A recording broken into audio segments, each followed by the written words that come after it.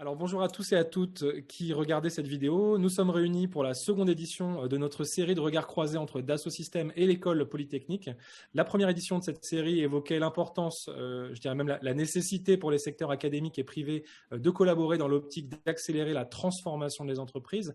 Et aujourd'hui sur un sujet connexe et on ne peut plus actuel, celui de l'industrie durable. Donc pour en parler, j'ai le plaisir d'accueillir aujourd'hui Thierry Reyna, professeur en management de l'innovation à l'école polytechnique, et Olivier Ribet, vice-président exécutif IMIA au sein de Dassault Systèmes.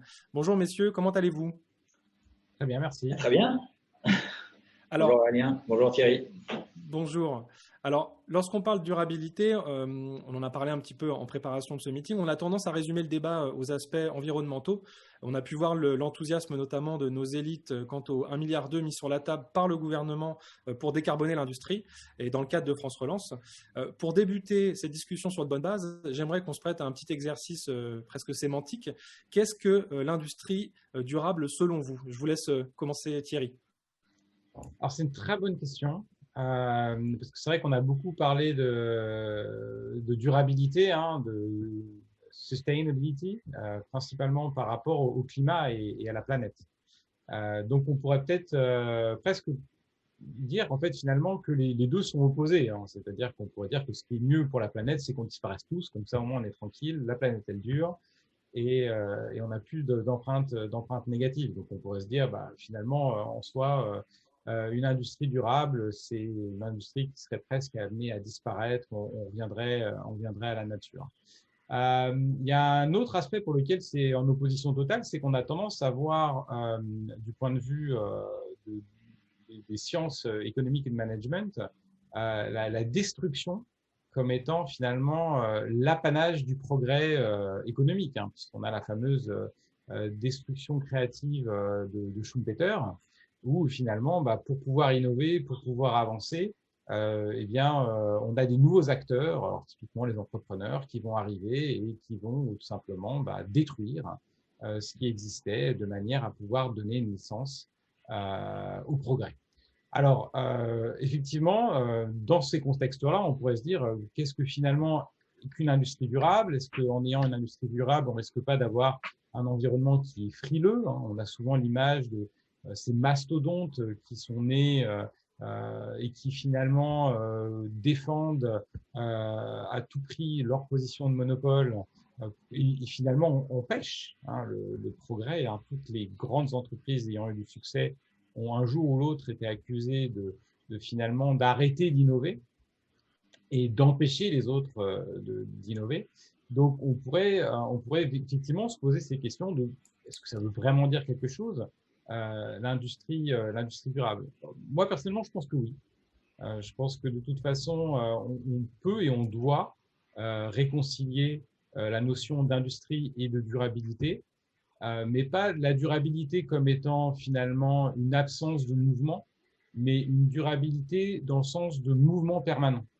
C'est-à-dire que ce qui crée cette durabilité, ce n'est pas l'absence de mouvement, mais bel et bien la capacité des entreprises à s'adapter de manière continue à un environnement qui change. Très bien. Olivier? Oui, je pense que l'éclairage de Thierry est quelque chose avec lequel je suis complètement d'accord. Si on replace un peu la notion d'environnement, souvent je le disais à l'instant, on a fait un raccourci sémantique qui est de dire durabilité, sustainabilité égale carbon footprint, égale environmental protection, égale réduction du CO2, etc. Bon. Oui, c'est vrai, bien sûr que c'est vrai.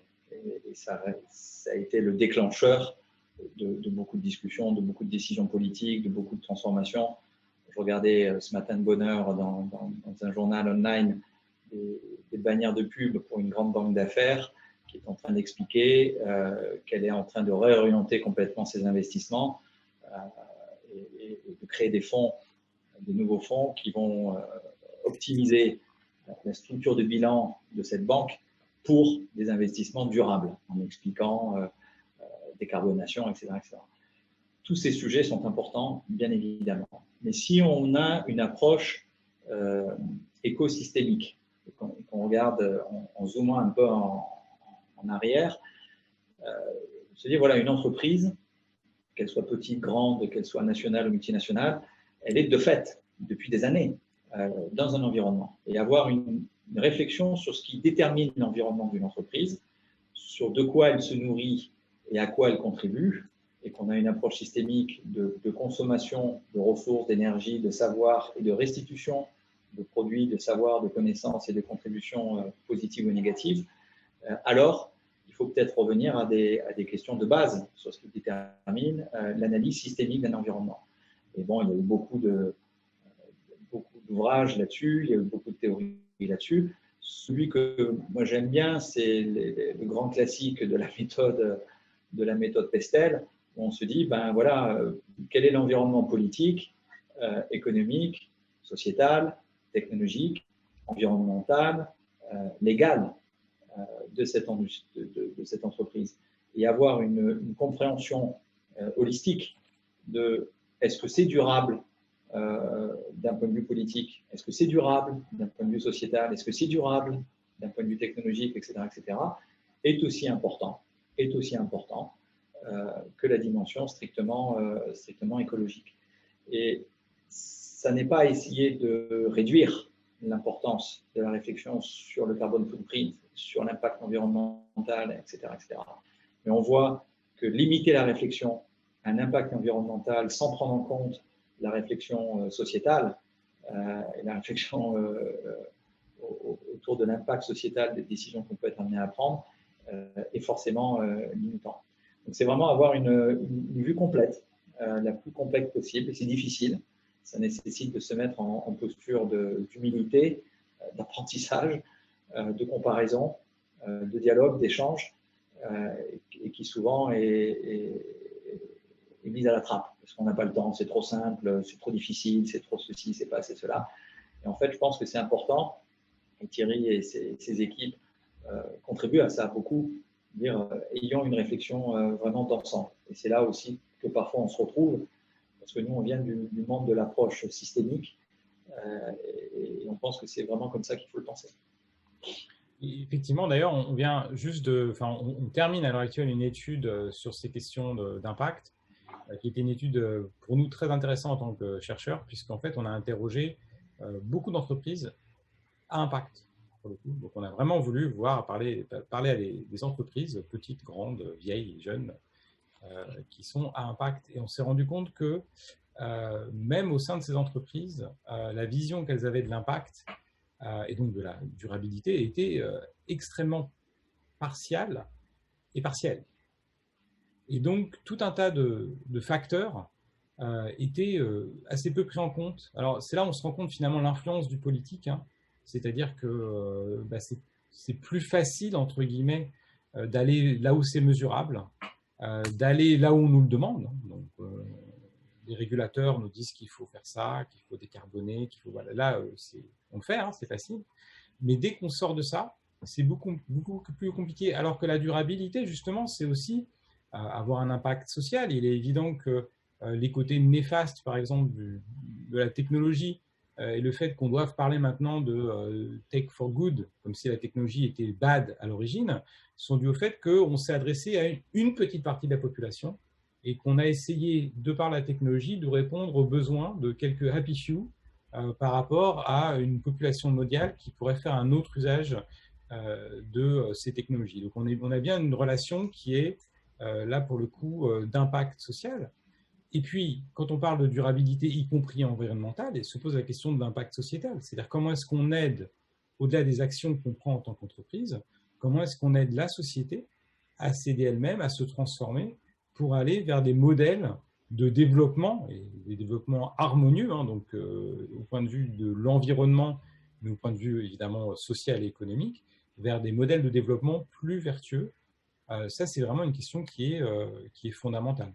On voit même que dans le référentiel qui a été utilisé pendant très longtemps, le modèle Pestel dont je parlais, qui a été très souvent utilisé dans les approches de planning stratégique, dans les réflexions sur les business models, etc., le sujet qui est devenu le sujet numéro 1 depuis février-mars 2020, à savoir sanitaire n'était pas du tout pris en compte. Et on continue de voir que même dans les réflexions sur les évolutions de business model, sur les évolutions de la réflexion sur la sustainabilité ou la durabilité, ce sujet-là est encore très souvent regardé ou vu par certaines entreprises comme étant transitoire, comme étant passager, en disant on va revenir au normal bientôt. Or, je vous invite à lire cet article, si vous mettez la main dessus, il y a un article magnifique dans Financial Times, là, il y a 2-3 semaines, sur les prochaines pandémies. Disons, il y a des destructions d'habitats naturels, etc., qui font que le Covid-19, malheureusement, risque d'avoir des petits frères et des petites sœurs à l'avenir. Et donc, ce sujet du sanitaire, des conditions sanitaires dans lesquelles les économies, les sociétés humaines continuent de se développer, va devenir, et déjà, de fait, va devenir de plus en plus important. Et donc, la question fondamentale, c'est pas tellement de savoir si je suis un géant de la distribution et je dois faire du click and collect pour m'adapter au fait que les gens sont confinés. C'est bien plus profond que ça. C'est de se dire quelle est la nature même de ce qui définit les périmètres, les frontières d'une entreprise, qu'est-ce qui définit la relation d'une entreprise avec l'écosystème de clients, de partenaires, de fournisseurs, de sous-traitants avec lequel il ou elle travaille, quelle est la part de la propriété intellectuelle que je veux absolument garder chez moi en tant qu'entreprise par rapport à celle que je suis prêt à partager avec un écosystème plus large, en prenant le risque peut-être de me mettre en déséquilibre, mais peut-être du coup en renforçant la durabilité de mon business model, parce qu'au lieu d'être restreint à 500 personnes de cette entreprise, il devient étendu à 2000 partenaires, 2000 individus qui vont contribuer leurs idées, leur création de valeur. Donc toutes ces réflexions-là, on essaie historiquement de les garder cantonnés dans des domaines d'expertise, dans des domaines de conseil, dans des domaines de métiers séparés, parce que c'est plus simple à gérer comme ça. Mais en fait, la nature des problèmes qu'on a à traiter fait qu'on est obligé d'accélérer la fusion et la mise en connexion et l'échange et le partage sur ces sujets-là. Et c'est ça qui est difficile, c'est d'accepter de passer d'un monde complexe qu'on arrivait à mettre en équation avec des rôles, des process, des méthodes, des organigrammes, des sous-traitances, des contrats, à quelque chose où ça devient de plus en plus difficile de normer et de structurer de cette manière-là. Et donc la question, c'est à quel niveau de prise de risque, de déséquilibre, de remise en cause de son métier, de sa job description, de son rapport à la hiérarchie, de son rapport à la prise de risque, etc. Quel est le niveau de risque qu'on est prêt à prendre tous individuellement en tant qu'humains, sans se réfugier derrière des contrats, des organigrammes, etc. C'est ça qui est intéressant dans ce qui est en train de se passer en ce moment. Justement, est-ce que vous sentez, vous qui travaillez au jour le jour avec des grands industriels, des PME, enfin, tout le tissu économique français, européen et même mondial, est-ce que vous sentez qu'il y a une véritable évolution dans les têtes? Est-ce qu'aujourd'hui, on va réussir à aller au-delà de cette espèce d'innovation incrémentale autour de l'industrie durable, ou est-ce que des vrais choix courageux vont être faits dans les années à venir? Est-ce qu'il faut être fataliste? Enfin, comment vous ressentez les choses par rapport à l'évolution de l'état d'esprit? Olivier? Nous, on a vu en février-mars, je peux vous donner l'exemple de ce qu'on a pu observer chez Dassault Systèmes avec nos clients. On a un peu plus de 300 000 clients au niveau international. Beaucoup sont des toutes petites structures de 1, 2, 3, 5 personnes, très pointues dans des domaines d'ingénierie spécialisés. D'autres sont des grands groupes multinationaux de 20, 30, 40 000 utilisateurs de nos logiciels. Et ce qui a été très, très marquant pour nous, c'est qu'après la première phase du confinement qu'on a vu arriver par vagues, progressivement l'Asie, puis l'Italie, après le sud de l'Europe, le nord de l'Europe, etc., on a vu à peu près le même comportement à chaque fois, qui est de dire on est résilient parce qu'on continue à être capable de travailler depuis la maison. Bon. Donc la résilience était même pas mal. Je continue à travailler comme avant. La seule différence, c'est qu'on ne se voit plus face à face, mais mon système d'information est là, mon Zoom, mon SharePoint, ma trop d'expérience plateforme, mon Slack, mon machin, mon truc, etc., fait que je continue à rester en contact. Et puis, au bout de quelques jours, quelques semaines, on entendait tout le monde au téléphone, dans les conférences calls, etc., dire « Oh là là, j'ai jamais autant travaillé de ma vie. » Bon. J'ai jamais été aussi fatigué de ma vie. J'ai jamais autant bossé de ma vie. C'est non-stop. Bon. Et en fait, on était juste en train de faire la même chose qu'avant, mais dans le virtuel. Bon. Et puis, il y a eu une deuxième phase. Il y a pas mal d'entreprises qui se sont dit waouh, en fait, ça risque de durer cette histoire. Ça va prendre plus de temps que ce qu'on imagine. Ça va être beaucoup plus long que prévu. Et on a commencé à voir tous les uns les autres des vrais problèmes arriver. Des problèmes de commandes annulées chez nos clients, des problèmes de sous-traitance qui étaient interrompus, des problèmes de réflexion sur est-ce que le portfolio de mes produits va rester le même dans 6 ans, dans 6 mois, 1 an, 2 ans. Donc, à ce moment-là, on a vu vraiment un shift se produire. Beaucoup d'entreprises ont commencé à se questionner sur leur métier, leurs clients, leur marché, leur chaîne de valeur, mais de façon rapide et profonde, et très rapide et très profonde. Et moi, c'est ça qui m'a le plus marqué, c'est la vitesse à laquelle on est passé de business as usual, résilient, même pas mal, on va passer à travers les gouttes et puis bientôt on va sortir, on voit le bout du tunnel là-bas, sauf qu'à un moment donné, tout le monde s'est dit, ben non, on a peut-être même plus besoin de rester dans le tunnel, il faut peut-être repartir en arrière et redéfinir complètement la route, et peut-être que dans la route qu'on va prendre, il n'y a plus de tunnel d'ailleurs du tout. Donc c'est cette réflexion profonde sur quels sont les marchés que je sers aujourd'hui et que je veux servir demain, quels sont les produits ou les services que je fournis aujourd'hui et que je veux fournir demain. Et bien évidemment, en toile de fond, il y avait comment je survis aux 3, 4, 5 prochains trimestres qui vont être compliqués, difficiles. Mais à l'issue, à quoi va ressembler mon entreprise? Quelle va être la morphologie de mon organisation? Quelles vont être les frontières de mon entreprise? Quels vont être les marchés sur lesquels je veux être et plus être? Et cette réflexion, on peut se dire, elle est théorique, elle est intellectuelle, elle est sur PowerPoint, dans des comités exécutifs, etc. Non, c'est beaucoup plus que ça. Il y a un vrai travail en profondeur de repenser la raison d'être, les métiers, les compétences, les domaines d'expertise, les chaînes de valeur. Et on accompagne beaucoup d'entreprises dans ce travail-là en ce moment. Et donc, pour répondre à ta question, Aurélien, nous, on est très optimistes sur le sursaut et le rebond des entreprises européennes là-dessus en ce moment. On voit des choses se passer qui sont extrêmement encourageantes pour la suite. Thierry, alors du coup, Olivier, ta réponse semble assez claire. L'idée d'une industrie durable n'est pas un rêve pieux. Thierry, est-ce que vous feriez la même observation de votre côté avec les relations que vous pouvez avoir avec le monde du privé notamment? Alors, je pense que… Alors, est-ce qu'il y a une prise de conscience? Oui, c'est absolument clair. Alors, qui portée notamment par les pouvoirs publics. Hein. Faut pas se leurrer. Notre étude montre assez clairement que les politiques publiques sont quand même extrêmement importantes. Hein. On n'a jamais fait autant de RSE depuis qu'on nous a demandé de faire de la RSE. Mais dès qu'on sort de là pour le coup, on voit beaucoup moins de choses.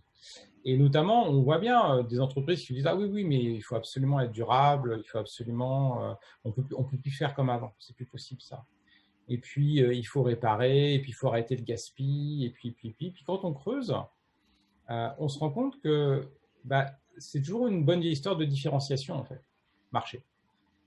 C'est-à-dire qu'on est dans une situation où on se sent en concurrence, où on sent que des nouveaux venus vont arriver, et puis les nouveaux venus, ils sont low cost, évidemment, hein, c'est comme ça que ça se passe. Et donc, on se dit, ah ouais, mais on a trouvé le truc. Hein. Maintenant, le public, il veut du durable. Hein. On va lui donner du durable. Donc, finalement, voilà, il y a une prise de conscience et je me mets à leur place. Hein, c'est pas, on est, nous, dans une position extrêmement confortable en tant que chercheur. C'est clair que… Hein, donc, je jette certainement pas la pierre à qui que ce soit. Mais on se rend compte quand même qu'il y a une volonté, mais qui même pour ces entreprises qui sont très fortement affichées comme étant des entreprises à impact, à mission, etc., très souvent, on voit que ça reste essentiellement une question de différenciation. Et donc, nous, on a la chance d'avoir cet outil d'étude des diagnostics des business models qu'on peut mobiliser. Et donc, déjà, quand on regarde juste les pratiques RSE traditionnelles, on se rend compte que ça touche vraiment un impact extrêmement faible du business model. C'est surtout des questions de communication de valeur. Et puis, on voit aussi beaucoup de segmentation de marché un peu différente. On va être sur de l'éthique, on va changer les produits à la marge, on va développer des services additionnels. Mais le cœur de l'entreprise, lui, ne change pas. Or, il est évident que quand on discute vraiment avec les acteurs qui, eux, sont pleinement conscients de ces questions, ils nous disent notre grande crainte, c'est d'être accusé de greenwashing. Et donc le fait qu'au final, on veut pouvoir communiquer là-dessus, sur le fait qu'on est vert, qu'on est durable, qu'on essaye de sauver les gens et la planète, mais dès qu'on le fait, quelque part, on est taxé de greenwashing, c'est que de la com. Et c'est vrai que pour beaucoup d'entreprises, il ne faut pas se leurrer, c'est que de la com. Hein. Si on applique le cadre d'analyse du business model, ce qu'ils font, oui, c'est principalement de la com avec un peu de saupoudrage ailleurs. Et donc, une des conclusions intéressantes de l'étude, c'est qu'en fait, l'innovation de business model pour un business model durable ou à impact, en fait, c'est quelque chose qui doit toucher tout le business model. C'est-à-dire qu'il faut vraiment repenser ce qu'est l'entreprise à tous les niveaux. Et donc, nous, on définit notre cadre d'analyse des business models, il y a 5 aspects. La proposition de valeur, donc les offres de produits, de services et les prix, donc ce que voit le client. La création de valeur, ce qui permet de faire cette offre, donc c'est les compétences qu'on mobilise, les actifs qu'on mobilise à l'intérieur. À l'extérieur, c'est les actifs complémentaires, les réseaux de valeur et puis la gouvernance de tout ça. La diffusion de valeur, ça va être les segments de marché et les canaux de diffusion. La capture de valeur, ça va être les modèles de revenus, les modèles de coûts et les allocations de valeur au sein de l'écosystème. Et puis la communication de valeur, ça va être tout ce qui a trait aux canaux de communication et à tout ce qui est ethos, identité de l'entreprise et histoire. Et on se rend compte finalement que les entreprises qui font vraiment de l'impact, qui veulent être à impact, c'est celles qui vont essayer de repenser, alors pas en jetant le bébé avec l'eau du bain, en voyant voilà ce qu'on est, voilà ce qu'on peut faire, mais en tout cas faire quelque chose qui va être organique avec leur écosystème. Et là, c'est une prise de conscience qui a vraiment été plus loin, c'est repenser le système. C'est exactement ça. Il faut repenser le système. Et puis, on va avoir d'autres entreprises qui disent avoir pris conscience, et peut-être qu'elles l'ont fait, et peut-être que c'est simplement un travail de les accompagner, mais qui, de fait, le diagnostic est dur et un peu cruel, mais on se rend compte que c'est beaucoup d'habillage pour finalement des choses qui ont fondamentalement peu changé. C'est intéressant cette idée de remise en question d'un système complet. Olivier, comment tu penses que les industriels vont trouver le courage de véritablement faire évoluer les choses? On sait qu'on a des marchés qui, par exemple, sont régulés de manière très différente outre-Atlantique ou même du côté de l'Asie. Et par exemple, pour un acteur européen, comment faire la part des choses entre cette remise en question presque totale quand on parle de durabilité du capitalisme et la nécessité de continuer à pérenniser son activité? Comment on fait la part des choses? Où on place la jauge aujourd'hui? Est-ce que ce n'est pas un peu un casse-tête? Bien sûr que c'est un casse-tête et beaucoup des industriels ou des sociétés de services avec lesquelles on travaille ces mois-ci, ils sont confrontés. Mais Thierry disait quelque chose de vraiment très important tout à l'heure. C'est qu'il y a quand même un paramètre majeur qui a changé ces derniers mois, c'est que la puissance publique est volontariste. C'est-à-dire qu'elle oriente, elle cautionne, elle encourage, elle légitimise, et dans un certain nombre de cas même, elle force des filières entières, pas juste une entreprise, mais des filières entières, à se repenser individuellement, mais collectivement. Nous, enfin, vous savez, on est une entreprise avec un niveau d'activité mondiale très diversifié. On fait à peu près 40% de notre activité en Europe, un peu plus de 43%, 44% en Europe et le reste ailleurs dans le monde de manière assez équilibrée. Et donc on voit, on observe et on est partie prenante aussi de transformation de chaîne de valeur en Asie, de transformation de chaîne de valeur aux États-Unis. Et on voit vraiment cette prise de conscience des industriels dans ces grandes plaques régionales qu'ils doivent inventer une manière de coopérer, de travailler, d'innover, y compris sur les business models. D'abord, historiquement, plutôt sur des aspects, on va dire, techniques, technologiques, d'engineering, de collaboration, d'efficacité dans la sous-traitance, dans la co-traitance, etc., etc., mais même sur des business models. Et là, je dois dire que ce que l'on observe du côté asiatique est plus agile que ce que l'on voit en Europe aujourd'hui. La réflexion sur la coopération en Asie, elle ne porte pas, contrairement à ce qu'on voit souvent en Europe, sur une coopération technique, de sachants qui sous-traitent, de donneurs d'ordre qui décident, d'acheteurs qui demandent, de requirements qui sont échangés. Donc, on est dans du transactionnel, de collaboration.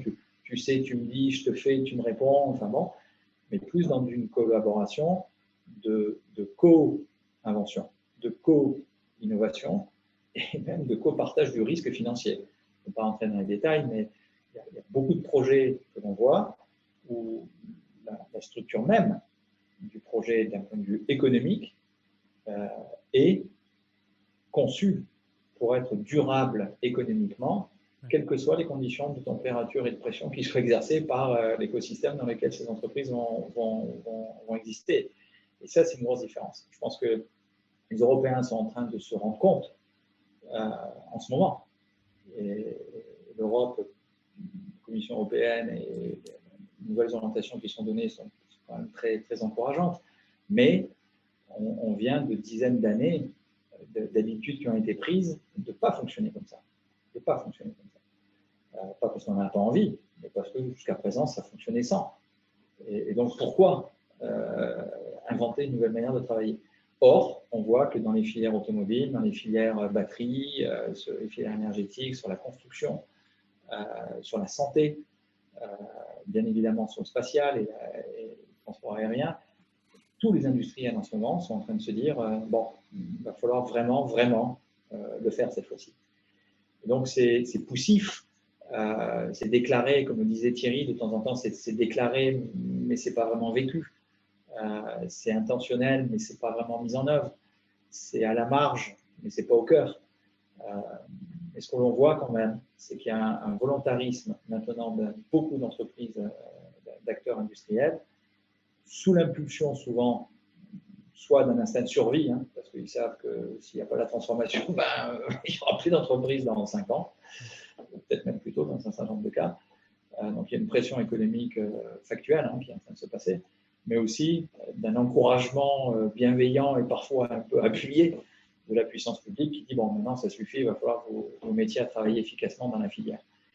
Et donc tout ça, je dirais que sous la contrainte, pas tellement sous l'envie, mais sous la contrainte de la durabilité économique, ce que je vais passer l'été prochain, et aussi de la puissance publique qui dit bon, mais c'est maintenant qu'il faut qu'on reprenne contrôle de filières, d'indépendance énergétique, d'indépendance sur des filières électroniques, sur des filières logicielles, sur des filières de construction, sur des filières aérospace, transport, mobilité, santé.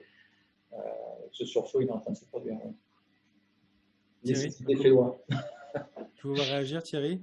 Oui, en fait, mais je voulais juste revenir sur cette question de durabilité parce que du coup, en fait, il faut bien comprendre que c'est absolument nécessaire. C'est-à-dire que, en fait, ces entreprises, on les identifie souvent comme étant des ensembles d'actifs financiers, des statuts juridiques, mais ces entreprises, ce sont des écosystèmes. Et ces entreprises, ce sont un pool de capital social, de relations, de connaissances, de confiance, qui font que quand elles ferment, c'est une perte, c'est une bibliothèque qui brûle. On sait très bien qu'on a des entreprises, on a des savoirs qui ont disparu parce que les entreprises ont disparu, et que même en remettant ensemble une grosse partie des employés, on n'est pas capable de refaire ce que l'entreprise faisait. Ça, c'est quelque chose qui est absolument fondamental. Donc, il ne s'agit pas de dire on va laisser des entreprises devenir inefficaces et puis on va les mettre sous perfusion et puis on va les laisser vivre et empêcher que les autres rentrent. Ce n'est pas la question, mais il faut avoir conscience, vraiment pleine conscience de cette valeur de l'écosystème qu'est l'entreprise, je dirais, au-delà de sa taille.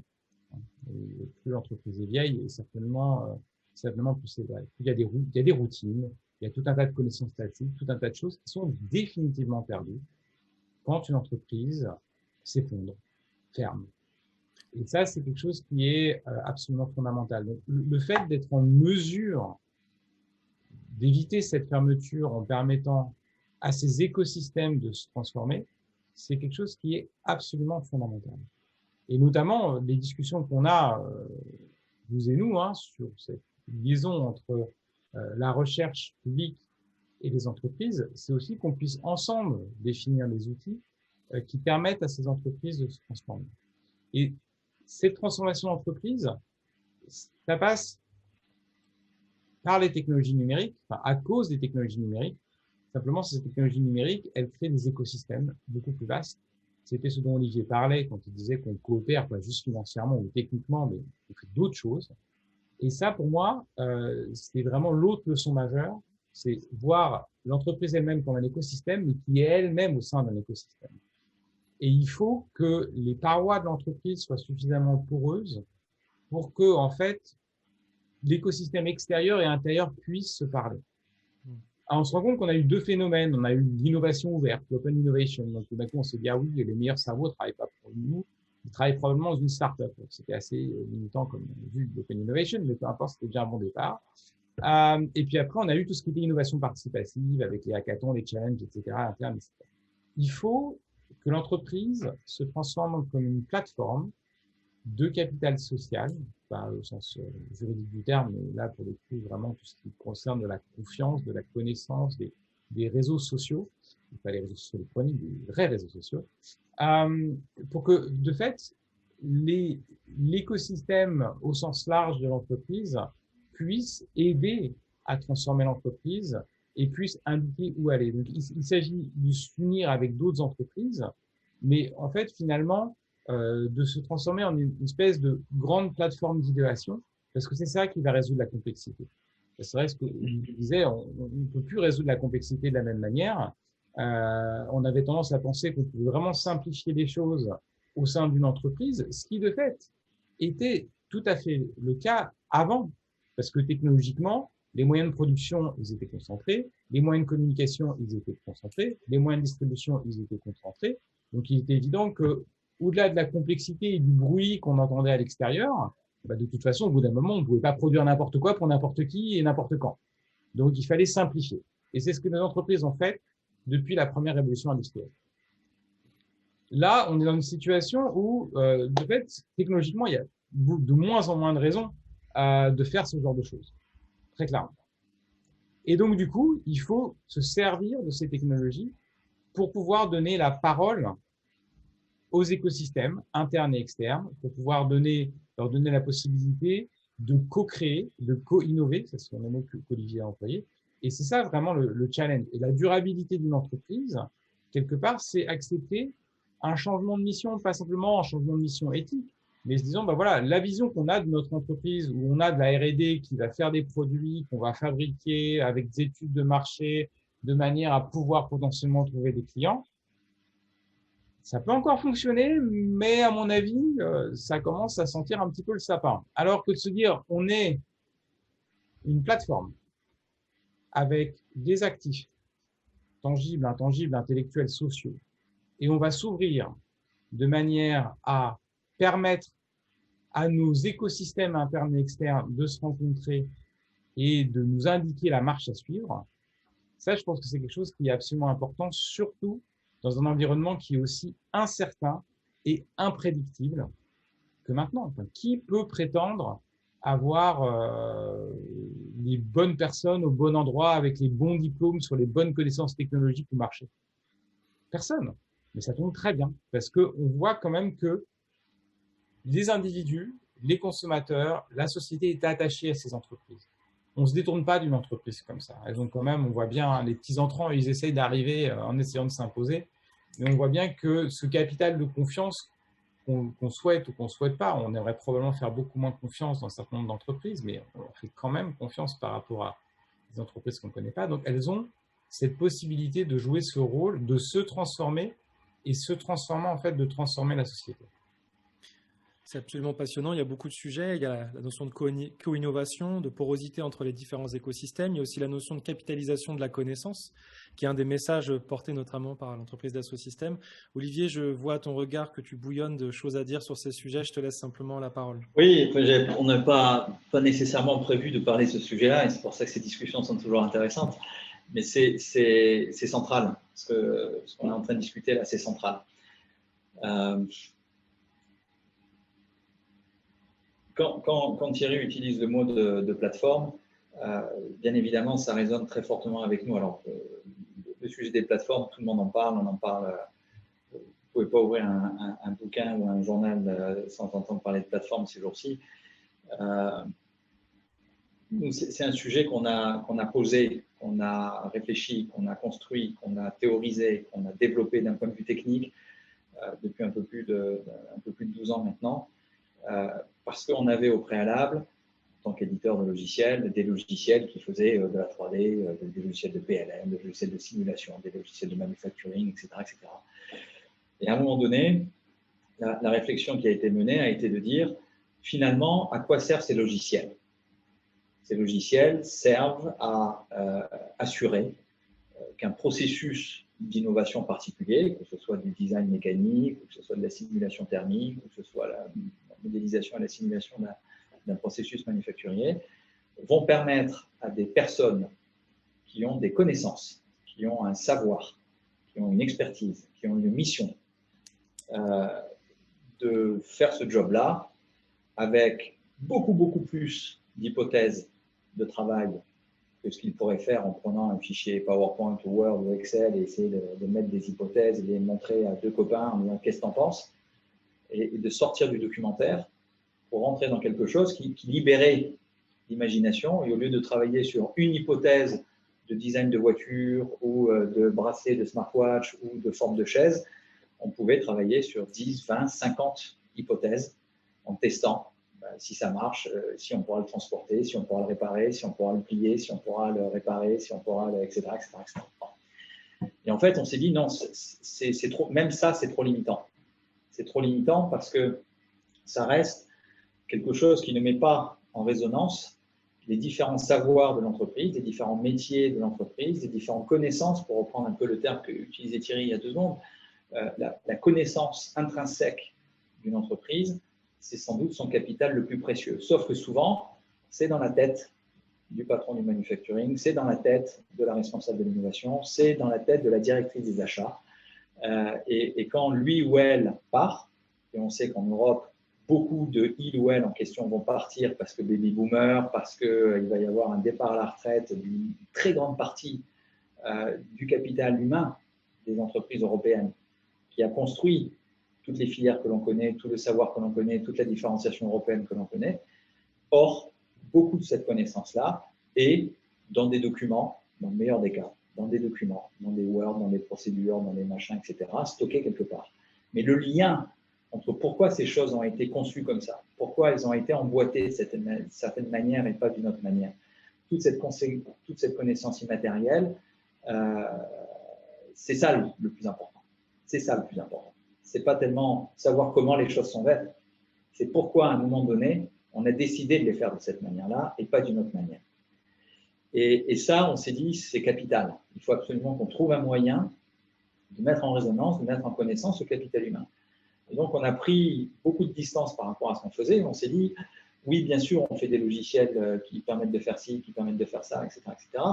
Mais il faut que l'on crée un référentiel de connaissances communes qui va nous permettre, sur un véhicule automobile, sur une aile d'avion, sur la façon dont un bâtiment est construit, de mettre en résonance le pourquoi ça a été fait comme ça, le pourquoi ça a été décidé de le faire de cette manière et pas d'une autre, qui l'a fait, qu'est-ce qu'elle a été le niveau d'apprentissage, d'erreurs, d'échecs qui ont permis d'améliorer au fil du temps, comment éviter que ces mêmes erreurs se reproduisent dans le futur, comment créer un mécanisme de capitalisation de la connaissance et du savoir-faire, de l'échange de connaissances et de l'échange de savoir-faire, en étant capable de faire un rewind et un forward.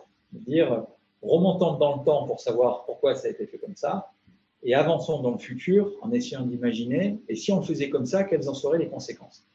Et on s'est dit, ce qui va unifier tout ça, ça va être l'expérience. Ça va être l'expérience de l'utilisateur, ça va être l'expérience du consommateur, ça va être l'expérience du responsable d'une chaîne de fabrication, ça va être le responsable de celui qui réparera cet objet, etc. Donc, on a construit notre modèle de données, on a fait évoluer le logiciel. On n'a pas fait avec une approche IT d'intégrateur. On l'a fait dans une logique de création d'une plateforme de partage de savoir et de savoir-faire, et de capitalisation continue de savoir et de savoir-faire. De manière à ce qu'un nouvel employé qui rejoint une grande entreprise qui fait des avions, qui sort juste d'une école d'ingénieur, quand il rejoint cette entreprise, dès le premier jour, il n'apprend pas le métier. Il hérite automatiquement de 20, 30 ans de capitalisation, de connaissances, de savoir et de savoir-faire.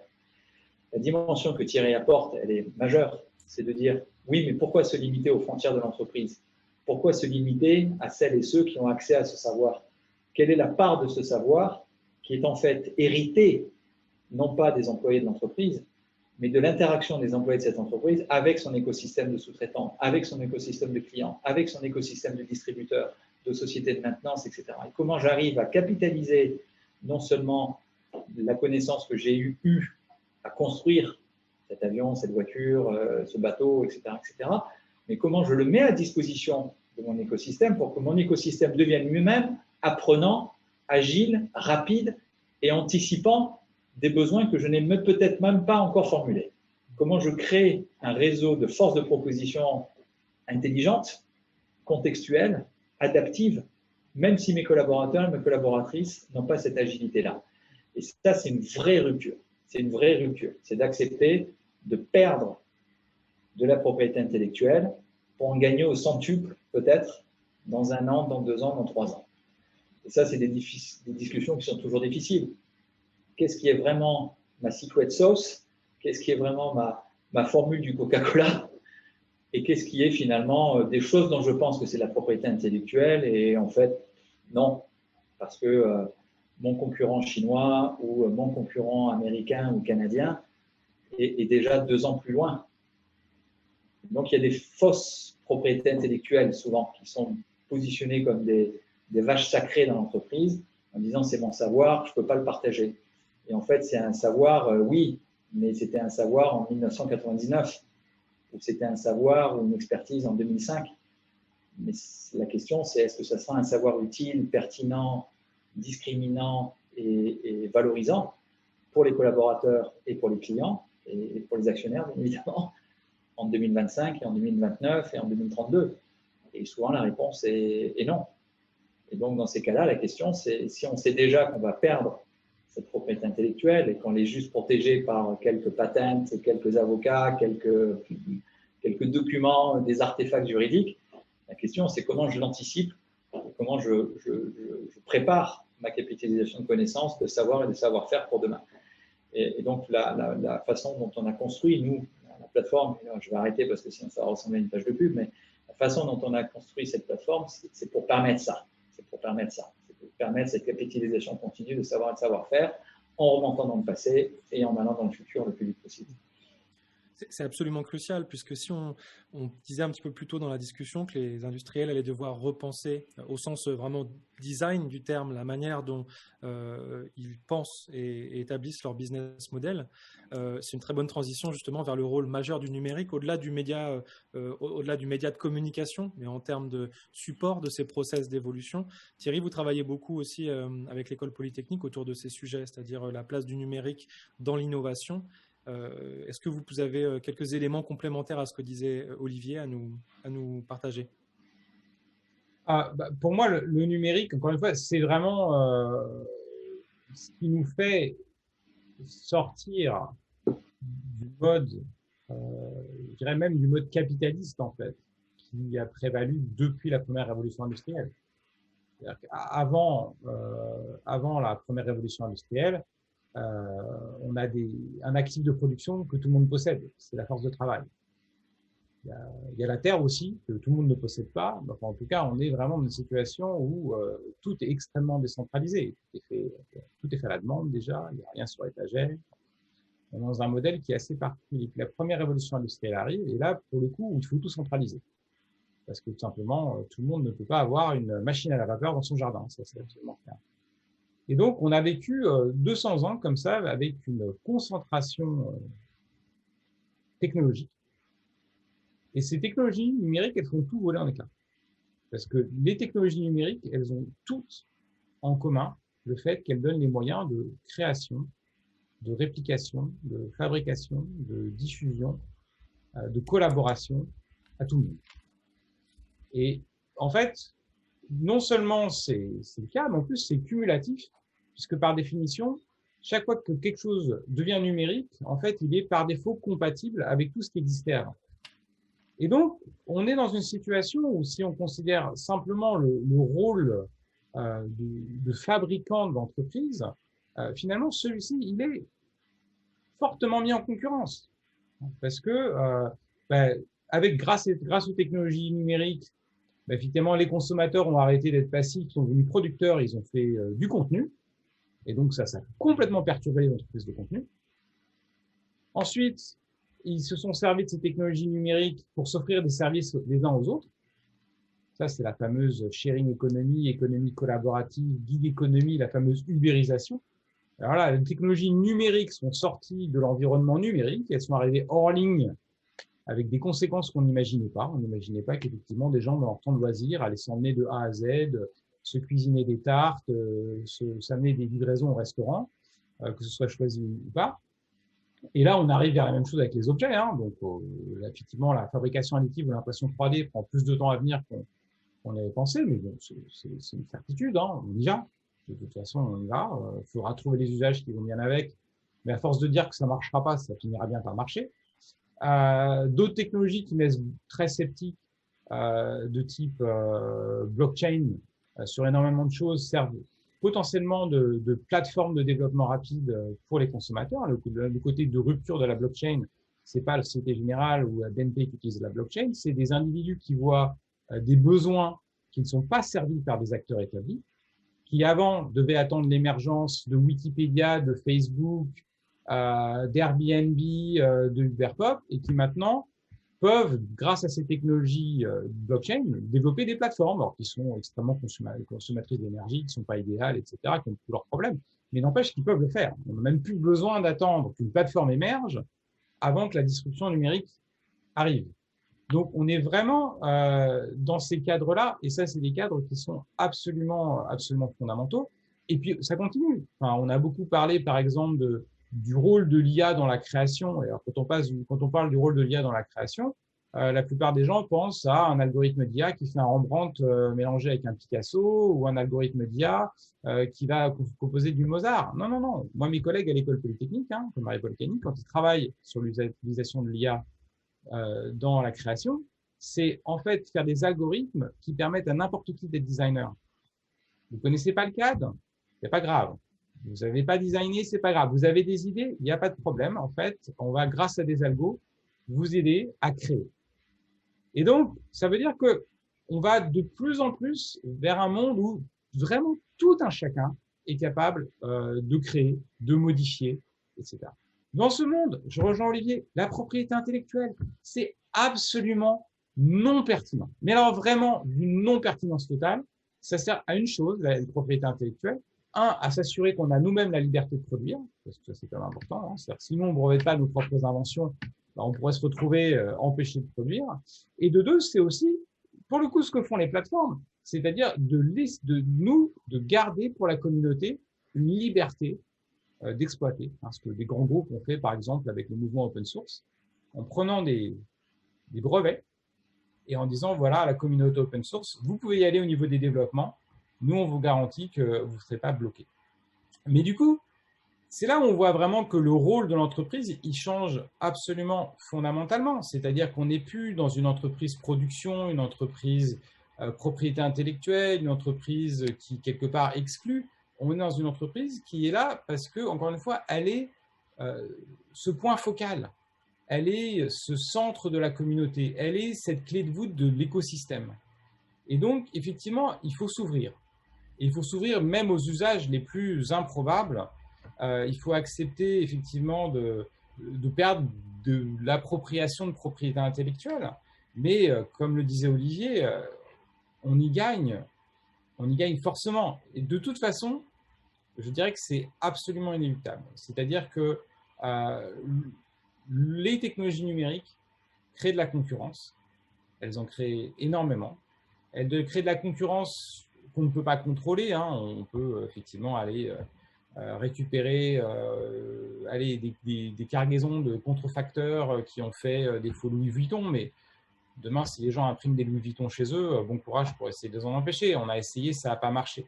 Donc, il faut accompagner. Quand on est une entreprise et qu'on a la chance d'avoir des individus qui ont envie de co-créer, de co-innover, qui veulent créer des produits avec le logo de l'entreprise, il faut évidemment cadrer les choses. Hein. Il ne s'agit pas de...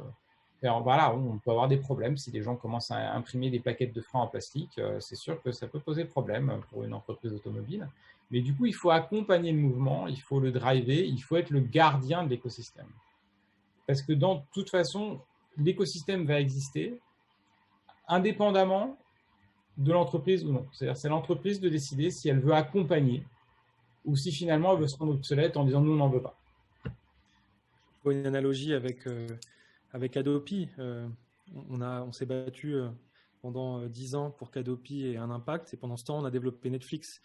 Est-ce qu'on essaie de fermer le mouvement ou est-ce qu'on l'accompagne? C'est extrêmement intéressant. Je voudrais qu'on avance petit à petit vers le sujet des compétences. Même si on a largement digressé bien au-delà des secteurs industriels, et c'est peut-être d'ailleurs une très bonne nouvelle,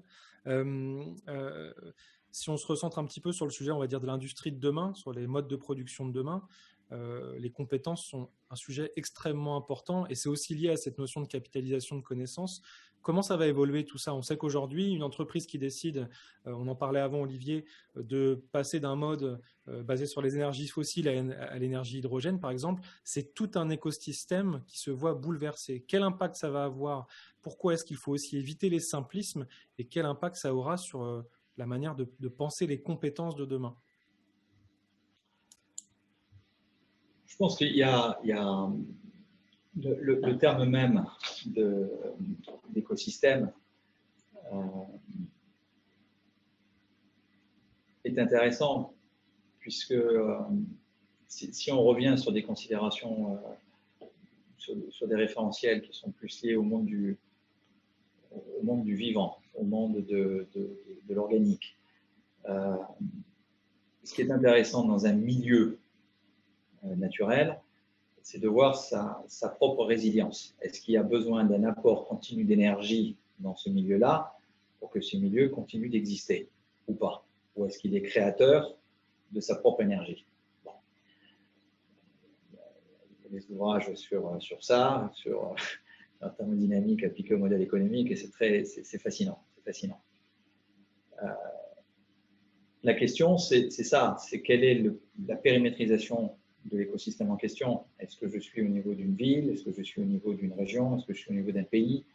Est-ce que la notion de pays est pertinente encore? Il y a quelque temps, elle l'est bien évidemment. La notion de pays, elle restera importante, ne serait-ce que pour des raisons de taxes, ne serait-ce que pour des raisons de sécurité, etc., pour plein de raisons. Mais fondamentalement, on voit, pas très loin de chez nous, et Thierry le sait bien puisqu'il en est un des acteurs majeurs, le système éducatif français. La perméabilité entre le système éducatif, les domaines des centres de recherche et les entreprises a été déclarée comme étant une intention nationale depuis des années, des années, des années. Thierry le sait bien, c'est juste en train de commencer à arriver. C'est juste en train de commencer à arriver. Alors que les grandes lois de décentralisation, alors que les ministères de l'éducation et des industries précédents, etc., depuis des années, travaillent là-dessus. C'est juste en train d'arriver. Si on regarde, toujours dans ce domaine-là, ce qui se passe autour de la Suisse, vous avez tout un écosystème qui est transfrontalier, qui n'est plus français, qui n'est pas complètement suisse, qui est presque pas italien, mais qui est tout ça à la fois. Et donc, on voit des écosystèmes d'innovation physique. Là, je parle d'essayer de les normer, ne serait-ce que physiquement. Et déjà, ça, c'est dur. Quand vous regardez le plateau de Saclay, c'est un autre clusters. Vous allez voir, en ce moment, on parle beaucoup de clusters, mais c'est des mauvais clusters, c'est des clusters qui font peur et on n'aime pas les clusters. J'adore les clusters, parce que c'est là, quand ça bouillonne, quand ça se mélange, quand ça échange, qu'il y a des choses qui se passent. Bon. Là, on voit que beaucoup d'endroits dans le monde sont devenus des clusters d'innovation. On en a en Israël, on en a sur la côte ouest des États-Unis, entre Portland, Seattle et maintenant la Californie qui sont en train de se connecter. On voit que du côté d'Austin, il n'y avait pas de cluster d'innovation et en 15 ans, pouf, ça a complètement explosé. Donc on voit un peu partout bouillonner, se structurer des réseaux d'intelligence, des réseaux de savoir, des réseaux de savoir-faire qui sont extrêmement agiles. Jusqu'à présent, c'était très dématérialisé, c'est-à-dire que c'était des sociétés qui avaient finalement un footprint physique assez faible. Il n'y avait pas d'usine, il n'y avait pas d'infrastructures lourdes, etc. C'était des clusters d'intelligence, mais avec très peu de matérialisation. Là, ce qu'on est en train de voir, c'est que toutes les nouvelles technologies additives, de production, d'innovation, etc., rendent ces deux mondes qui étaient complètement séparés, le monde du physique et le monde du virtuel, de plus en plus interpénétrés. De plus en plus interpénétrés. C'est ça qui est intéressant de regarder, c'est de voir la vitesse à laquelle des recombinaisons de clusters vont se faire, des recombinaisons de virtuel et de physique vont se faire. Ça se passe en ce moment sous nos yeux dans le domaine de la santé. On le voit tous les jours. On va regarder la vitesse quasiment hypersonique à laquelle des clusters de R&D, d'innovation, de centres de recherche, de labos se sont combinés très vite, alors qu'ils étaient encore, il y a 9 mois, les pires concurrents du monde. Jamais, dans leur histoire, ils auraient imaginé partager des connaissances qu'ils sont en train de partager à toute vitesse. Qu'est-ce que ça a permis de faire? Ça a permis de passer d'une situation sanitaire dramatique à une situation sanitaire un petit peu moins dramatique, dont on espère qu'elle va devenir à peu près gérable et bientôt gérée. Pourquoi? Parce qu'il y a eu cette recombinaison extrêmement rapide de savoir et de savoir-faire qui étaient isolés, séparés, à l'autre bout du monde, complètement déconnectés les uns les autres. On voit des décisions industrielles de fabrication sur lesquelles on est en train de travailler nous chez Dassault Systèmes, de création de sites industriels, de prise de décision, de création de sites industriels massifs avec des investissements en centaines de millions d'euros, prises en 5 mois. Là où il aurait fallu, il y a encore 9 à 10 mois, 5 ans. Donc c'est cette accélération de connexion de clusters d'innovation, de connexion de chaînes de valeur et de matérialisation dans le réel qui est complètement contractée, complètement condensée, complètement compressée dans le temps par rapport à tout ce qu'on a pu voir. Alors là, il y a une urgence sanitaire qui fait que tout le monde dit il faut qu'on sauve des vies. Il y a un impératif, il y a une force, une puissance presque d'instinct de survie qui fait que des barrières mentales qu'on avait sautent et que des recombinaisons de chaînes de valeur se font très très vite. Mais si vous projetez ça à d'autres secteurs économiques, pourquoi ça se limiterait au secteur de la santé? Nous, le pari qu'on fait, c'est que ça ne va pas du tout se limiter au secteur de la santé.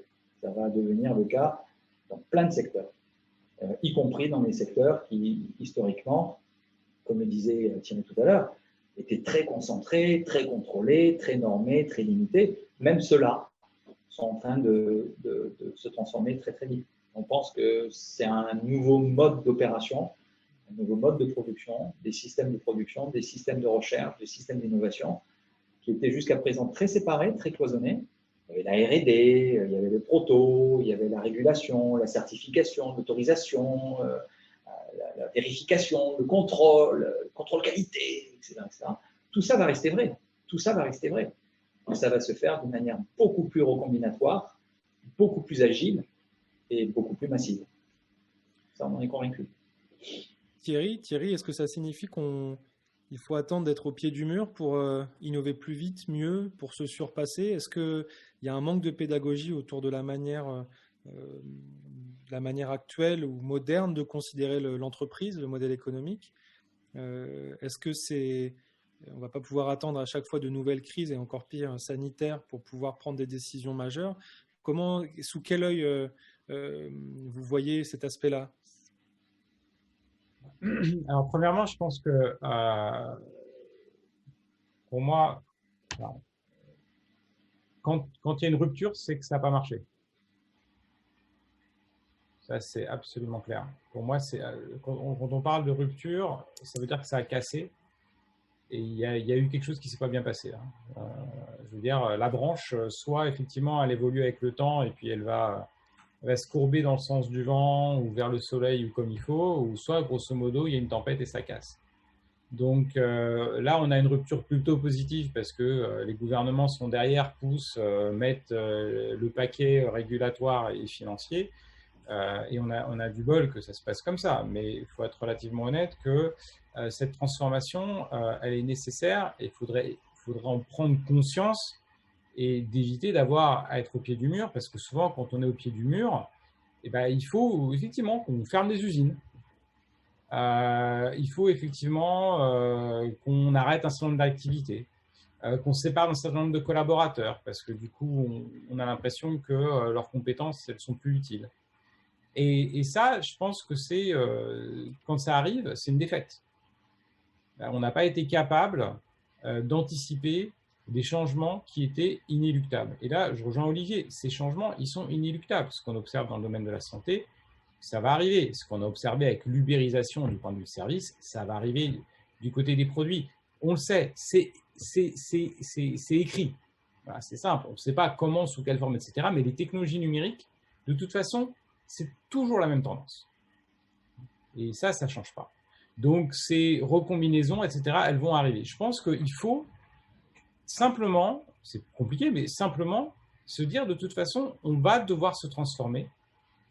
Il faut se transformer. Alors, je pense que c'est très compliqué. Notamment, je reviens un peu sur la question des relations entre les entreprises et l'enseignement qu'Olivier mentionnait. Moi, c'est vrai qu'ayant passé une grosse partie de ma carrière en Grande-Bretagne et ayant par ailleurs fait mes études en France, j'ai été absolument choqué de voir la différence de vision qui pouvait exister entre c'est quoi l'éducation et les compétences en Grande-Bretagne en l'occurrence, mais je sais que c'est pareil dans d'autres pays, et en France. Et en France, on a une vision extrêmement, comment dirais-je, pratico-pratique de la compétence. C'est-à-dire que moi, j'étais surpris alors qu'en France, il faut faire un bac plus 5 pour absolument n'importe quoi, qu'en Grande-Bretagne, la plupart de mes bons élèves ne faisaient même pas de master. Après le bachelor, ils avaient un boulot. Alors, est-ce qu'ils avaient appris à faire quelque chose? Non. En fait, ils avaient 20 semaines de cours, 10 heures par semaine. C'est rikiki. Ils faisaient beaucoup de choses, des projets, etc., mais ils n'avaient pas appris un métier. Donc, le concept de professionnalisation des études, par exemple, c'est quelque chose qui ne peut pas être compris là-bas. Ça n'a absolument aucun sens. Donc, quand on a vu les relations entre entreprises et enseignement, notamment supérieur en France, ça a souvent été sur le prisme de on veut des diplômés qui sachent déjà tout faire, ce dont on a besoin, y compris ils connaissent le code de la photocopieuse. Voilà. Bon, ça, à long terme, ça ne fonctionne pas parce qu'en Grande-Bretagne, c'est ça qui est extraordinaire. C'est-à-dire que ce qui compte, ce n'est pas ce qu'on a appris. En fait, ce qu'on a appris, les études qu'on a fait, c'est un signal. Alors, le nombre de personnes qui travaillent à la City dans des banques, à des postes de décision qui ont fait littérature anglaise comme étude, c'est absolument phénoménal. Enfin, imaginez faire littérature française en France, c'est aller travailler à la BNP, autre part qu'à la com, hein, on est d'accord. C'est pas parce que tout simplement eux considèrent que quand on a bien réussi ses études, on a démontré qu'on était capable d'apprendre à apprendre. Et c'est leur manière de voir les compétences. Cette question des compétences, ce n'est pas tellement ce qu'on apprend maintenant, surtout qu'on le sait très bien. Ce qu'on apprend maintenant, la probabilité que ce soit encore valide dans 5-10 ans, il faut être relativement honnête. On n'est plus, même plus sur la formation initiale. Maintenant, au sein de l'école polytechnique et l'IP Paris, nous, on est sur la formation continue. C'est ça qui compte. On ne s'attend plus à dire, très bien, voilà, hop, voilà le diplôme, et puis au revoir, on ne vous revoit plus. Non, c'est OK, voilà le diplôme, et puis on se voit dans quelques années. De toute façon, on sait très bien que vous allez revenir. Parce que de toute façon, c'est quelque chose qui est absolument nécessaire. Donc, il y a vraiment cette question de dire, OK, il faut des compétences, mais il faut surtout apprendre à apprendre. il faut des méta-connaissances et des méta-compétences. Et ça, je pense que c'est vraiment important parce que malheureusement, c'est pas fait. Je crois que notamment, moi, tous les débats qu'on entend récemment autour de l'utilisation de l'IA, mes collègues appellent science des données, on refuse d'appeler ça IA, c'est très souvent des situations où on va utiliser la technologie pour rendre des humains obsolètes. Mais en faisant ça, on perd la création de savoir. Enfin, c'est bien de confier tout à un algo qui va vous dire la bonne solution c'est vert ou la bonne solution c'est rouge. Sauf que avant c'était des humains qui faisaient tout ça. Ils étaient au moins capables d'expliquer pourquoi est-ce qu'ils pensaient que c'était rouge et pourquoi c'était vert. Et puis si quelque chose a priori semblait un peu bizarre, ils étaient probablement capables de le signaler. Alors moi je suis absolument effaré d'entendre oui on va faire le service après-vente avec des algorithmes. Ah oui, déjà la délocalisation des call centers en Asie, ça n'avait pas trop marché, mais alors là, des gens veulent vraiment parler à un robot? Sérieusement? Non, il faut arrêter 2 minutes. Et ça, c'est le problème, c'est qu'effectivement, la vision de la technologie, c'est on accumule de la technologie en détruisant des compétences, et puis du coup, on rate complètement le tournant, parce que là, pour le coup, une fois qu'il faut changer, on est au pied du mur, on se dit, pourtant, on a utilisé la technologie, oui, mais on a utilisé la technologie, mais sans construire de compétences. Et ça, c'est vraiment quelque chose qui est vraiment important. C'est-à-dire qu'il faut, à chaque fois qu'on adopte une nouvelle technologie, à chaque fois qu'on réorganise, se dire finalement en termes de compétences et de connaissances, qu'est-ce qu'on détruit et qu'est-ce qu'on construit. Et le fait de dire à des gens, en fait, non, désolé les gars, on ferme l'usine, vous êtes complètement, non, c'est fini. Mais c'est pas grave, on va absolument, oui, vous reformer, vous ferez tout. Alors, est-ce que ça se base sur ce que vous savez? Non, pas du tout, mais les sciences de données, il n'y a pas de problème, tout le monde peut s'y mettre. Ça, c'est des choses qui sont vraiment, vraiment problématiques. Donc, il faut vraiment avoir une vision de long terme sur cette question de compétences, à la fois au niveau de l'organisation, mais au niveau des individus. Parce que l'idée, c'est vraiment d'essayer de les aider à, eux, se construire, à avancer, à apprendre, à construire sur des connaissances et des compétences qu'ils ont déjà, et de même au niveau de l'organisation. Et je pense que les gens sont beaucoup plus compétents et ont beaucoup plus de connaissances que ce qu'on leur reconnaît. On est très souvent top-down par rapport à ça. Et ça, je pense que c'est vraiment absolument fondamental. Dans ces reconfigurations, dans ces changements, souvent, c'est eux qui voient bien avant que le mur, il approche à vitesse grand V. Parfois, ce sont aussi ces employés de base, qu'on dirait de base, qui peuvent voir aussi des opportunités. Et ça, c'est absolument fondamental. Mais encore une fois, si on est au pied du mur, quelque part, c'est qu'on a raté quelque chose en amont, c'est sûr. Messieurs, on va se rapprocher de la conclusion de manière assez évidente. Pour essayer de reboucler un petit peu tout ça autour de l'évolution de l'industrie et puis par extension de la manière de penser l'économie. Est-ce que vous auriez une petite conclusion à nous apporter là-dessus, Olivier? Quelles vont être les prochaines grandes étapes pour évoluer vers des modèles économiques qui prennent mieux en compte les enjeux sociétaux actuels? Est-ce que nous aurons le courage de faire les bons choix en tant que dirigeants, en tant qu'élite? Qu'est-ce que tu en penses? Oui, je pense que là, on a le simple fait que cet échange ait lieu, il est intéressant parce que Thierry, toi, Aurélien et moi, on se dit, bon tiens, on est en train de discuter d'un truc assez nouveau, assez innovant, etc. Si on reste très, très humble et qu'on regarde ce qui se passe en ce moment, des dialogues comme celui qu'on a en ce moment, les réflexions comme celles qu'on a en ce moment, c'est pas une par jour qu'il y a, c'est des dizaines et des dizaines et des dizaines par jour. C'est-à-dire que ce qui est en train de se passer avec le phénomène d'un éloignement forcé, d'un temps ou d'une obligation à être dans des lieux où la mobilité est contrainte, force naturellement les humains à réfléchir. Quand un humain ne bouge plus, il se met souvent à penser à ce qui est en train de se passer et à prendre de la perspective. Beaucoup de réflexions philosophiques des auteurs français, européens viennent de ces moments d'isolation, viennent de ces moments de confinement, voulus ou pas voulus d'ailleurs. Et en fait, je pense que là, il y a une acceptation par beaucoup d'acteurs économiques, d'acteurs institutionnels, etc., qu'à titre personnel, on doit tous mener une réflexion sur sa propre contribution à la situation actuelle, à la préparation du coup d'après, etc. Que ce soit motivé par des impératifs économiques, que ce soit motivé par des réflexions personnelles sur le transfert de connaissances, la passation de savoir, l'héritage, etc. Que ce soit par des contraintes réglementaires. Tout le monde est en train de se dire aujourd'hui, est-ce qu'il y a une manière différente de vivre en société, de consommer, de produire les choses qui sont nécessaires, de reconnaître des savoirs qui ont été mal reconnus jusqu'à présent. Rappelons-nous ce qui s'est passé tout à fait au début du Covid.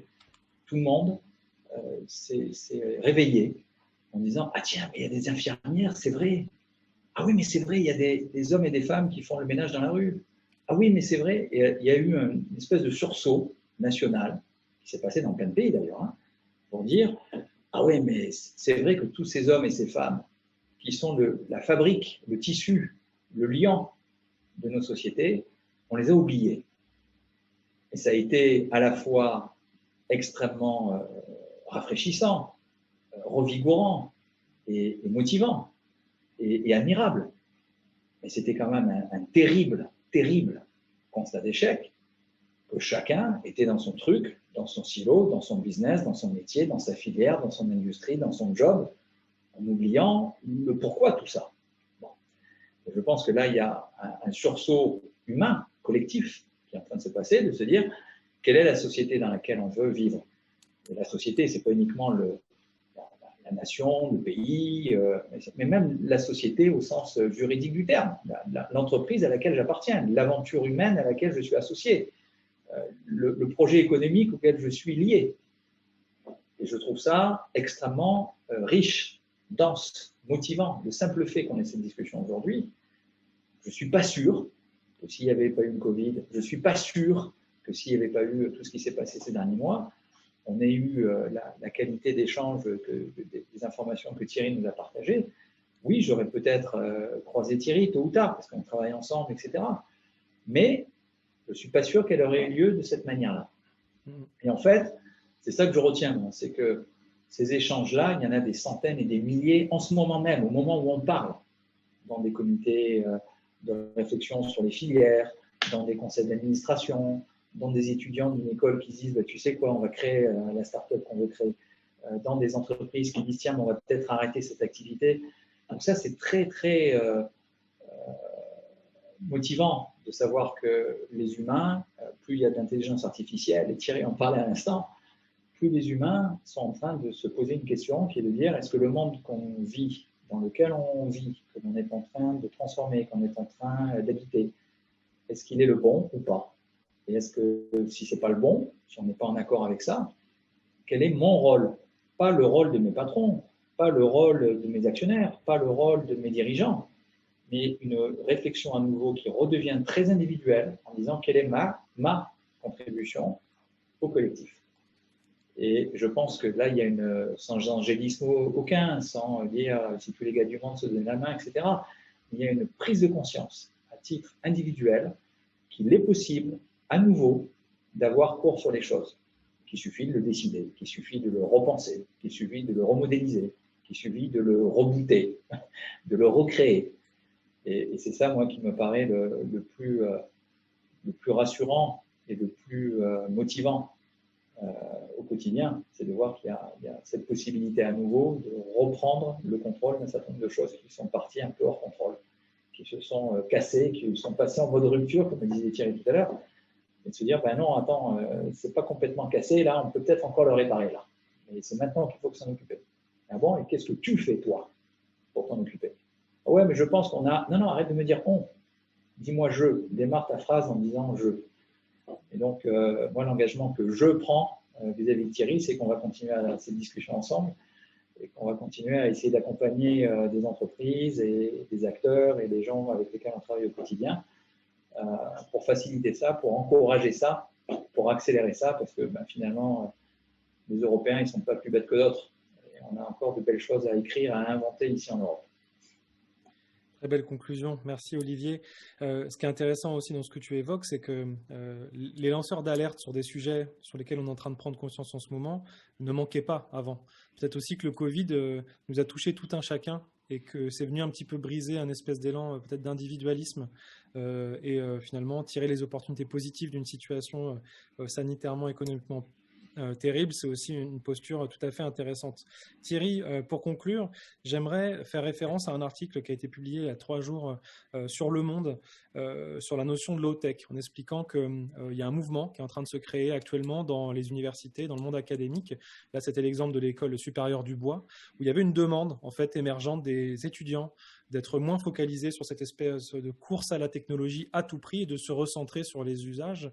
Est-ce que c'est un mouvement auquel vous vous retrouvez confronté? Est-ce qu'il y a une demande émergente des étudiants? Est-ce que la prise de conscience de la génération qui arrive, elle est présente, selon vous? Alors en fait, oui, c'est quelque chose qu'on voit. Après, j'avoue qu'on est plutôt, nous, mais peut-être parce qu'on est dans un environnement de sciences et technologies, je pense qu'on est beaucoup plus sceptique par rapport à ça. Alors, si on entend par low-tech le fait de faire des technologies qui soient respectueuses de l'environnement, qui soient économiques, économes, et qui puissent être démocratisées et déployées partout, là, évidemment, on applaudit et puis on est absolument partant. Mais dire, comme on l'a entendu, qu'on a trop de technologies, alors que quand même les milliards d'individus sur la planète qui n'attendent qu'une chose, c'est d'avoir accès aux technologies, et je ne parle pas de Instagram, Facebook ou de TikTok, on ne parle pas de ça. On parle vraiment de pouvoir avoir accès à des bons diagnostics médicaux, de pouvoir avoir accès à des moyens de communication, de pouvoir donner des alertes ou d'être prévenu, par exemple, qu'il va y avoir une catastrophe climatique. Enfin, je crois qu'on n'imagine même pas. Enfin, dire qu'on a trop de technologies, ça en soi, c'est une problématique de riches. C'est-à-dire que nous, on peut se permettre de dire on voudrait moins de technologies parce que c'est pas grave. Nous, si on s'isole, de toute façon, le voisin d'à côté, il a la fibre optique, donc ça, c'est pas très grave. Mais être vraiment tout seul, dénué de technologie, ça c'est vraiment autre chose. Nous, le parti pris, c'est de dire qu'en fait, la technologie, elle n'est pas mauvaise. La technologie, elle est neutre. La technologie, elle est ce qu'on en fait. Et que le côté on a trop de tech, c'est tout simplement, ça vient du fait que, à se focaliser sur les marchés les plus riches, on tombe vraiment dans du gimmick, dans du gadget, ou dans des situations où les gens se disent, mais en fait, la 5G, ça m'apporte quoi? Mais en fait, le compteur Linky, ça m'apporte quoi? Mais pas grand-chose. Mais d'un autre côté, c'est parce que nous, on est dans des environnements extrêmement riches. Donc, la question, qu'est-ce que ça m'apporte à moi qui ai déjà une couverture 4G et la fibre optique et un réseau Wi-Fi 6 chez moi? Bah rien. Ça, on est d'accord. Ça apporte absolument rien. Qu'est-ce que ça apporte à 5G quand on est dans des hôpitaux qui sont connectés extrêmement bien? Rien, on est d'accord, pas grand-chose. En revanche, si on est dans des pays moins développés, où malheureusement la 5G, on ne la verra pas tout de suite, là, ça change tout. Donc ces technologies, le vrai problème de la technologie, c'est tout simplement qu'on n'en a pas donné assez en dehors de quelques niches. Et qu'il faut, pour pouvoir avoir des beaux développements technologiques, des développements technologiques vertueux, il faut démocratiser la technologie. Il faut qu'on ait des développements technologiques inclusifs. Et on sait très bien, on l'a très bien vu, on a beaucoup parlé finalement d'innovation inverse. On s'est rendu compte, ah oui, tiens, c'est marrant. Alors ça, quand on donne des technos dans un environnement beaucoup plus contraint, là, pour le coup, ils trouvent des trucs auxquels on n'aurait pas pensé. Enfin, les fameuses plateformes de taxi ont existé avant Uber, c'est pas nouveau. Vous parlez du mobile banking qui a vraiment pris son essor suite à ce qui avait été observé sur le continent africain. Donc, en fait, ces technologies, au contraire, il en faut plus. Et il en faut partout. Et il faut donner la possibilité au reste du monde de s'approprier ces technologies, parce que quand ils le feront, eux, ils le feront de la bonne manière. Ils ne le feront pas tel que nous on le fait, avec des technologies qui sont extrêmement coûteuses, polluantes et consommatrices de ressources, parce qu'ils ne pourront pas le faire de cette manière. Et du coup, ils nous apprendront, nous, comment trouver des développements vertueux. Et ça sera low-tech. Mais pas low-tech au sens où on utilise moins de tech, on en utilise plus, mais pour le coup, en termes de durabilité, en termes d'environnement, en termes de développement, en termes d'usage, on aura trouvé les bons usages là où ça va créer vraiment une différence. C'est parfait, c'est absolument passionnant. Je voudrais vous remercier, messieurs, de vous être prêtés à l'exercice de manière aussi ouverte. C'était extrêmement intéressant. Je vous propose qu'on se retrouve donc pour le prochain épisode de nos regards croisés entre Dassault Systèmes et Polytechnique et l'école Polytechnique. Et je vous remercie. Je vous dis à bientôt. On partagera en commentaire de cette vidéo les quelques références qui ont été évoquées tout au long de l'entretien pour donner du grain à moudre à nos spectateurs. Et je vous dis à très bientôt, messieurs. Merci beaucoup. Merci Aurélien. À bientôt. Merci Aurélien. À bientôt Thierry.